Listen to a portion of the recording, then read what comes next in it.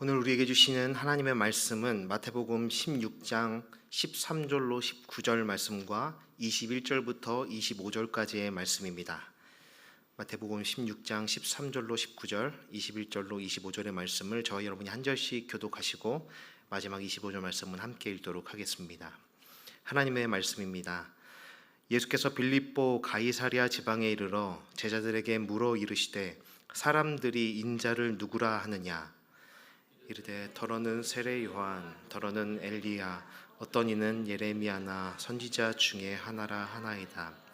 이르시되 너희는 나를 누구라 하느냐? 시몬 베드로가 대답하여 이르되 주는 그리스도시요 살아계신 하나님의 아들이시니이다. 예수께서 대답하여 이르시되 바요나 시몬아, 네가 복이 있도다.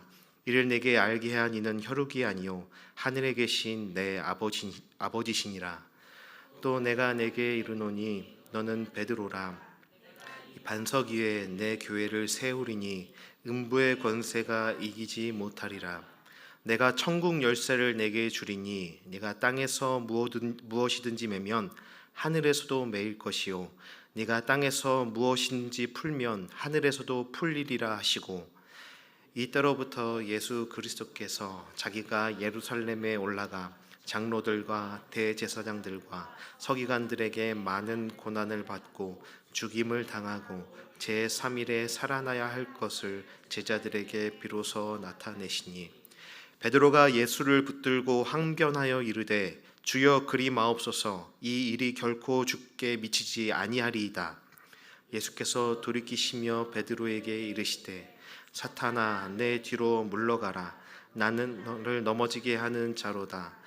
네가 하나님의 일을 생각하지 아니하고 도리어 사람의 일을 생각하는도다 하시고, 이에 예수께서 제자들에게 이르시되 누구든지 나를 따라오려거든 자기를 부인하고 자기 십자가를 지고 나를 따를 것이니라. 누구든지 제 목숨을 구원하고자 하면 잃을 것이요 누구든지 나를 위하여 제 목숨을 잃으면 찾으리라. 아멘.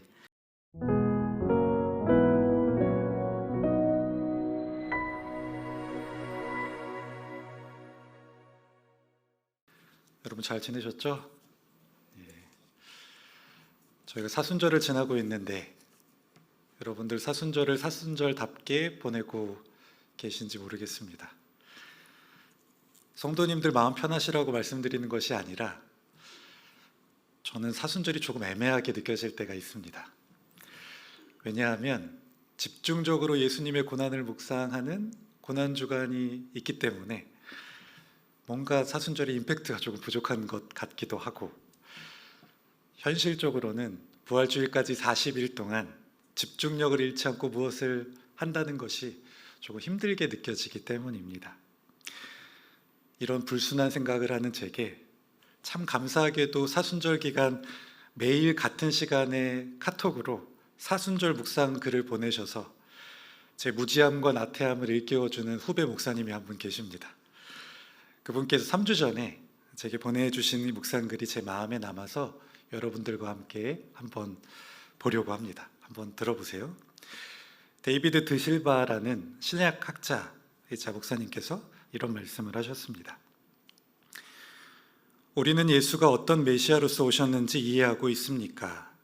예수를 향해 기름 부음 받은 메시아로서의 사명과는 전혀 무관한 엉뚱한 기대와 소망을 품고 있지는 않습니까? 우리는 예수와 충분한 사귐의 시간을 가지며 그분의 말씀을 충분히 깊이 있게 묵상하고 있습니까? 메시아 왕이신 예수의 본연 그대로의 모습에 기꺼이 수긍하고 있습니까? 혹시 우리는 우리의 이익에 힘을 실어줄 메시아를 기대하고 있지는 않습니까? 이 세상에서 우리가 추구하는 의제를 신성한 것인 양 받아줄 메시아를 고대하고 있지는 않습니까? 제가 이 묵상글을 읽으면서 결이라는 단어가 생각났습니다. 비단결, 또 바람결, 물결, 잠결, 숨결, 마음결, 그리고 사람의 결. 이 결은 파동과 흐름, 리듬을 지닌 것처럼 보이는데 그 안에 흐름 속에 자연스럽게 나타나는 것, 그것을 바로 결이라고 합니다. 나무에도 결이 있어서 이 나무를 사포질할 때 결을 따라 움직여야 합니다. 그렇지 않고 결의 직각으로, 이 직각 방향으로 사포질을 하면 결이 일어나서 표면이 사포질하기 전보다 더 일어나게 되는 것을 볼 수 있습니다. 2023년 우리에게 주어지고 남겨진 이 사순절 기간 가운데 우리는 주님의 결을 한번 헤아려 보았으면 좋겠습니다.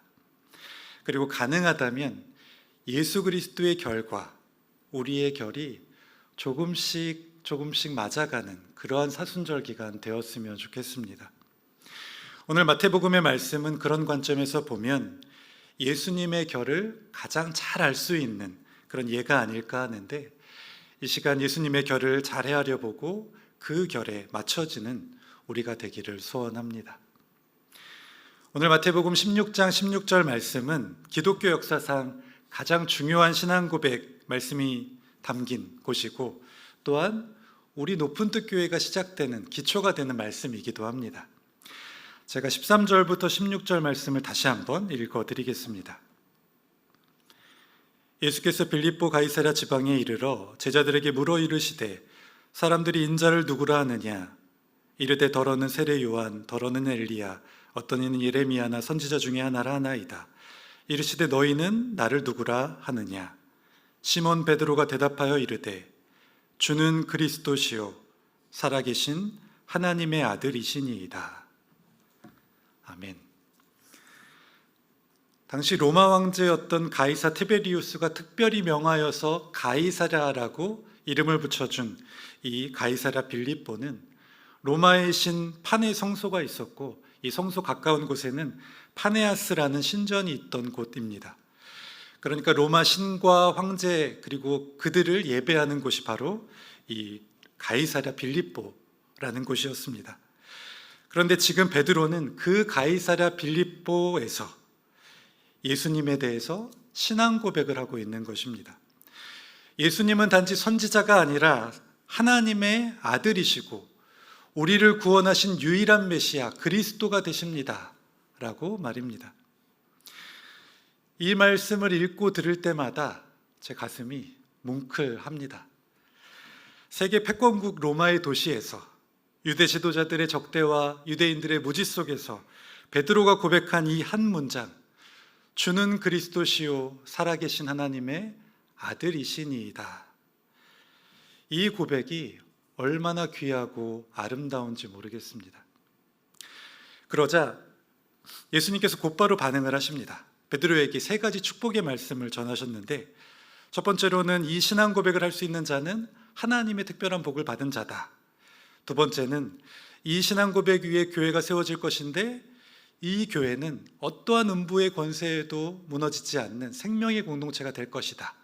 그리고 마지막으로는 이 신앙 고백을 하는 자는 땅에서 매면 하늘에서도 매이고 땅에서 풀면 하늘에서도 풀리는 하나님 자녀의 권세를 갖게 될 것이다 라고 베드로를 축복하셨습니다. 사람이 받을 수 있는 복 중에 이보다 더 큰 복이 있겠습니까?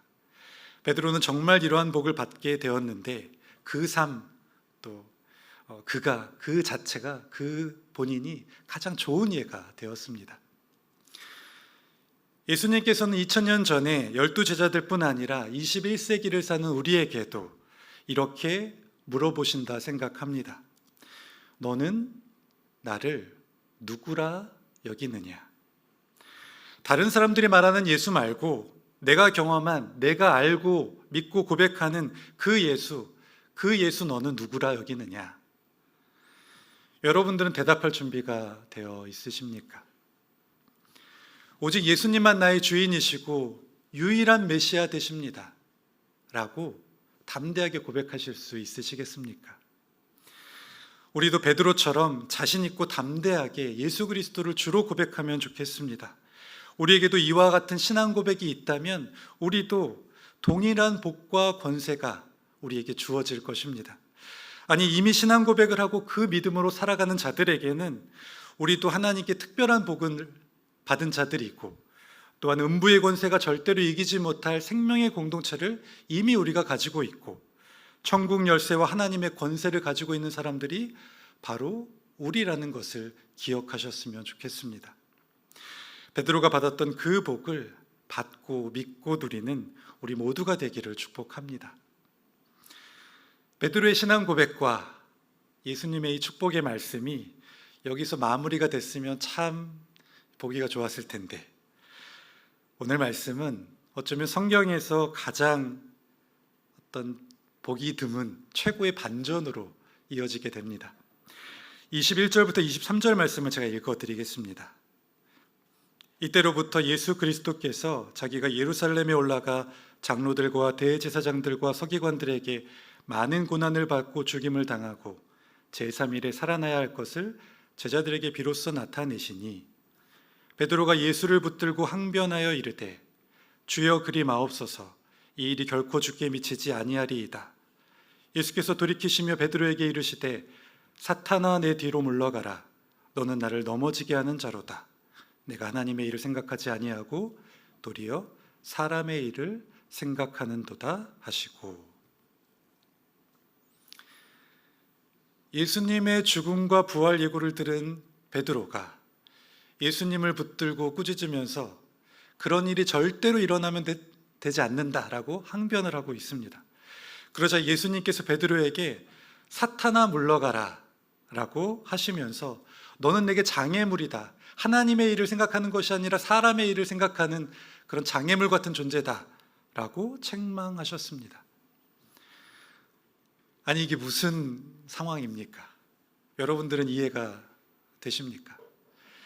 하루 전 이야기가 아니고 몇 시간 전 이야기가 아니고 불과 몇 분 전에 예수님께 신앙 고백을 하여서 큰 축복을 받고 하나님 자녀의 권세를 받은 베드로가 이제는 예수님께 대들어 사탄으로 불리게 되고 사람의 일만 생각하는 장애물과 같은 존재가 된 것입니다.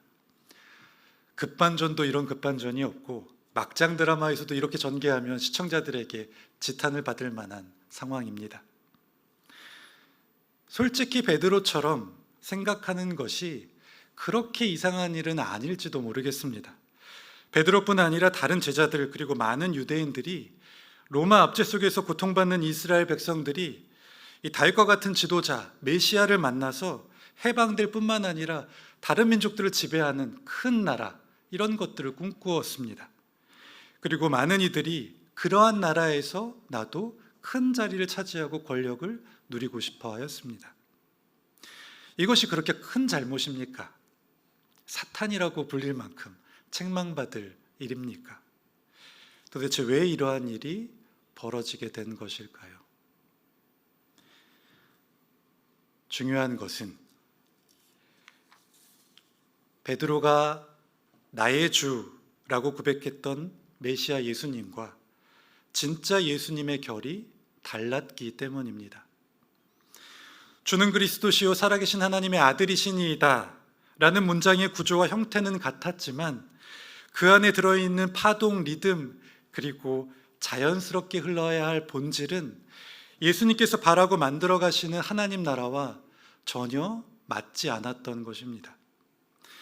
예수 그리스도께서 가지고 계셨던 메시아의 결은 자기를 부인하고 십자가를 지는 것이었습니다. 낮아지고 섬김으로 이 세상을 구원하고 십자가와 희생으로 하나님의 나라를 온전히 이루시는 것이 예수님께서 꿈꾸시고 나아가길 원했던 메시아의 결이었다면, 베드로가 가지고 있었던 메시아의 결은 힘으로 로마를 무찌르고 다윗 왕국과 같은 큰 왕국을 건설하여서 그 나라에서 내게 좋은 자리를 맡기는 그런 메시아를 꿈꾸었던 것입니다. 신앙 고백의 겉모습은 비슷해 보이지만 본질은 완전히 달랐고 그 다른 결로 인하여서 거친 파열음이 나고 있었던 것입니다. 그렇게 예수님께서는 베드로를 호되게 책망하시고 제자들에게 다시 한번 말씀하십니다. 그리스도, 살아계신 하나님의 아들인 내가 먼저 십자가에서 본을 보일 테니 너희는 나를 믿고 따라와 함께 하나님의 나라를 누리자. 제가 24절, 25절 그리고 28절 말씀을 읽어드리겠습니다. 이에 예수께서 제자들에게 이르시되 누구든지 나를 따라오려거든 자기를 부인하고 자기 십자가를 지고 나를 따를 것이니라. 누구든지 제 목숨을 구원하고자 하면 잃을 것이요 누구든지 나를 위하여 제 목숨을 잃으면 찾으리라. 진실로 너희에게 이르노니 여기 서 있는 사람 중에 죽기 전에 인자가 그 왕권을 가지고 오는 것을 볼 자들도 있느니라. 마태복음을 잘 보시면 예수님께서는 16장 이 사건 이후로 계속해서 낮아짐과 섬김의 하나님의 나라를 말씀하십니다. 예루살렘에 입성하셔서는 고난과 수치를 참으시고 계속해서 그렇게 낮아짐의 섬김을 보여주시고 결국에 십자가 죽음 앞으로 나아가셨습니다. 그리고 사흘 만에 부활하셔서 그리고 제자들에게 찾아오셔서 그 낮아짐과 섬김의 길이 실패의 길이 아니라 승리의 길, 생명의 길이라는 것을 제자들에게 직접 보여주셨습니다. 진짜 메시아의 결, 하나님 나라의 결이 어떤 것인지를 예수 그리스도께서 몸소 보여주신 것입니다. 여러분, 주는 그리스도시요 살아계신 하나님의 아들이십니다 라고 우리가 아무리 고백하여도 그 고백의 결이 주님과 같지 않으면 우리 삶에 계속해서 파열음이 들리게 될 것입니다. 자기 자신의 유익과 평안, 성공과 높아짐을 위해 세상의 방식으로 잘 포장된 신앙 고백을 하여도 그곳에는 메시아 예수 그리스도는 계시지 않을 것입니다. 좋은 교회, 그곳에서 예배를 드리고 소리 높여 찬양을 하여도 우리 주님의 결과 맞지 않는다면 그 예배와 찬양이 하나님 나라와 상관없을 수도 있다고 말씀드리는 것입니다. 한국 사회에 수많은 그리스도인들이 있습니다. 국회의원들 중에 상당수가 그리스도인들이고 사회 지도층에 정말로 많은 그리스도인들이 이미 자리를 잡고 있습니다. 그런데 이 사회가 기독교적인 가치가 실현되지 않는 것 같고 오히려 세상의 가치, 돈의 논리가 신앙을 덮어버린 것 같은 그런 시대가 되어가고 있지는 않습니까? 왜냐하면 아이러니하게도 그리스도인들의 결이 정작 예수 그리스도의 결과 다르기 때문이라고 생각합니다. 다른 사람 이야기가 아니라 여러분들은 신앙생활 하시면서 하나님의 나라를 경험하고 계십니까? 행복한 신앙생활을 하고 계십니까? 우리가 예수를 믿고 또 교회를 다니며 신앙생활을 열심히 하면서도 행복하지 않고 삶에서 계속 거친 파열음이 일어난다면 그것은 우리의 신앙의 결이 예수 그리스도의 결과 다르기 때문이라고 생각합니다. 제가 다시 한번 드실바 교수님의 사순절 묵상 말씀을 들려드리겠습니다. 이번에는 나의 신앙을 생각하시면서 한번 잘 들어보시기 바랍니다. 우리는 예수가 어떤 메시아로서 오셨는지 이해하고 있습니까? 예수를 향해 기름 부음 받은 메시아로서의 사명과는 전혀 무관한 엉뚱한 기대와 소망을 품고 있지는 않습니까? 우리는 예수와 충분한 사귐의 시간을 가지며 그분의 말씀을 충분히 깊이 있게 묵상하고 있습니까? 메시아 왕이신 예수 본연 그대로의 모습에 기꺼이 수긍하고 있습니까? 혹시 우리는 우리의 이익에 힘을 실어줄 메시아를 기대하고 있지는 않습니까? 이 세상에서 우리가 추구하는 의제를 신성한 것인 양 받아줄 그 메시아를 고대하고 있지는 않습니까? 믿음을 시작하는 자에게 신앙 고백은 참 중요합니다. 하지만 믿음이 이미 있는 자들에게는 신앙 고백의 결이 중요합니다. 그 결이 우리 예수 그리스도의 결과 반드시 맞닿아 있기를 소원합니다. 오늘도 말씀하셨고 십자가 길에서 반복해서 말씀하신, 그러니까 사순절에 예수님께서 반복해서 이야기하신 낮아짐과 섬김의 하나님의 나라에 초점을 맞추고 예수님의 결에 조금이라도 맞춰져 가는 우리가 되기를 소원합니다. 그때 우리는 그리스도의 향기가 되고 하나님의 나라를 마음껏 누리게 될 것입니다. 제가 신혼부부들의 모임인 어울림을 담당하고 있습니다. 이제는 말씀드리지 않아도 다 알고 계시죠? 어울림 멤버들과 3월 매일 성경 본문이었던 마태복음 후반부를 함께 묵상하면서 이달의 공동체 적용으로 사순절 기간 낮아짐과 섬김의 삶을 한번 실천해 보자 라고 하고, 실제로 우리가 살아냈던 것들을 이제 우리 모임에서 나눔을 하였는데, 그 나눔 가운데 느꼈던 것 두 가지를 여러분들과 함께 이야기를 한번 해보려고 합니다. 첫 번째는, 낮아짐과 섬김은 말이 아니라 행동으로만 배울 수 있다는 것입니다. 낮아짐과 섬김, 교회에서 참 많이 들었던 이야기입니다. 그런데 실제로 우리 삶에서 적용하려고 해보면 무엇을 어디서 어떻게 적용해야 할지 잘 알지 못할 때가 참 많이 있습니다. 많은 이들이 낮아짐과 섬김에 익숙하지 않을 뿐더러 믿음과 행동 사이에, 생각과 실천 사이에 큰 간격이 있다는 것을 깨닫게 됩니다. 그런데 그 어려움에도 불구하고, 그러함에도 불구하고 낮아짐과 섬김을 실천해 보면, 계속해서 도전하고 그 길에 견디고 서 있으면 이제까지는 맛보지 못했던 하나님의 나라를 체험하게 됩니다. 오직 낮아짐과 섬김으로 임하는 그 하나님의 나라를 경험하게 된다고 말씀드리는 것입니다. 하나님 나라의 신기한 특징이 한 가지 있는데, 그것은 가진 자가 더 많이 갖게 된다는 것입니다. 낮아짐과 섬김으로 이미 하나님의 나라를 누려본 사람들은, 행동으로 그 낮아짐과 섬김을 실천해 본 사람들은 더 담대하고 더 깊은 사랑으로 이전에 누리고 있던 하나님 나라보다 더 크고 놀라운 하나님의 나라를 소유하게 됩니다. 반대로 머리로는 알고 있으나 말만 하고 행동으로 옮기지 않는 사람은 낮아짐과 섬김으로 임하는 그 하나님 나라가 어떤 것인지 알지 못하고 세상 기준에 맞추어 더 높아지려 하고 걱정하고 불안해하면서 누리고 있던 그 하나님 나라마저 빼앗긴다는 것을 느끼게 됩니다. 낮아짐과 섬김으로 임하는 하나님의 나라는 말과 지식으로 얻을 수 있는 것이 아님을 여러분들이 꼭 기억하셨으면 좋겠습니다.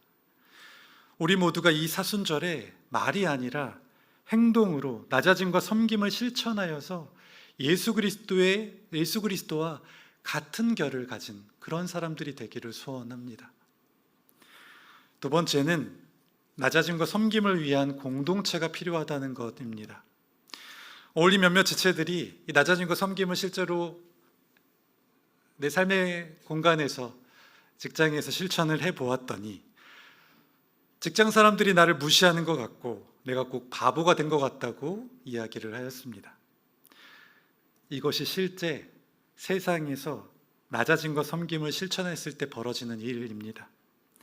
치열한 경쟁사회 속에서 낮아짐과 섬김은 결이 맞지 않아 보입니다. 또한 복잡한 상황 가운데서 무엇이 낮아짐과 섬김의 정답인지를 잘 알지 못할 때가 참 많이 있습니다. 그냥 내가 바보처럼 양보하는 것이 맞는 것인지, 내가 낮아져서 저 엉뚱한 사람들이 이득을 보는 것이 옳은 것인지 끊임없이 의심을 하게 됩니다. 어디에 초점을 두고 결정해야 할지도 잘 모를 때가 태반입니다. 몇몇 성도님들은 목사님, 그러면 이런 상황에서 정답이 무엇입니까? 라고 제게 물어보십니다. 그러면 제가 지체 없이 이렇게 대답합니다. 잘 모르겠습니다. 혹시 오대식 목사님이시라면 신앙과 지혜와 연륜이 있어서 조금 정답에 가까운 이야기를 들려주실 수 있으시겠지만, 목사님도 세상의 어떤 이들도 모든 상황의 정답, 그것들을 알려줄 수는 없다고 생각합니다. 그러면 어떻게 해야 합니까? 그럼 우리가 어떻게 해야 하겠습니까? 그래서 우리는 어울림에 모여서 함께 내가 살아냈던 이야기를 나눕니다. 잘 살아내지 못했던, 말씀 살아냈던 이야기를 나누며 지혜를 모으고 있습니다. 그리고 함께 기도합니다. 하나님, 우리에게 이런저런 싫지 않은 문제가 있습니다. 실제로 살아보니 참 어려움이 많습니다. 지혜를 주셔서 낮아짐과 섬김의 하나님 나라, 꼭 그 하나님의 나라를 누리게 해주십시오. 그렇게 공동체에서 함께 나누고 기도할 때 나 혼자만 고민하고 나 혼자만 실패하는 것이 아니라는 것을 알게 됩니다. 그 길이 잘못된 길이 아니라는 것을 깨닫게 되고 실제로 매우 좋은 실천 방안들도 얻게 됩니다. 그렇게 함께 위로하고 격려하면서 낮아짐과 섬김의 구체적인 방법들을 찾아가고 실천하고 있습니다. 그리스도인들은 근본적으로 공동체적입니다. 그리스도인이 된 것도 공동체적이고 그리스도인으로 살아나가는 것도 공동체적이고 또한 앞으로 맛보게 될 하나님의 나라도 가게 될 하나님의 나라도 우리는 공동체적으로 맛보게 될 것입니다. 우리가 공동체에서 함께 낮아짐과 섬김을 위해 고민하고 기도하고 실천할 때에 하나님께서 우리를 기뻐 받으시고 지혜를 주시며 용기를 주셔서 결국 낮아짐과 섬김으로 임하는 그 하나님의 나라를 맛보게 하실 것입니다.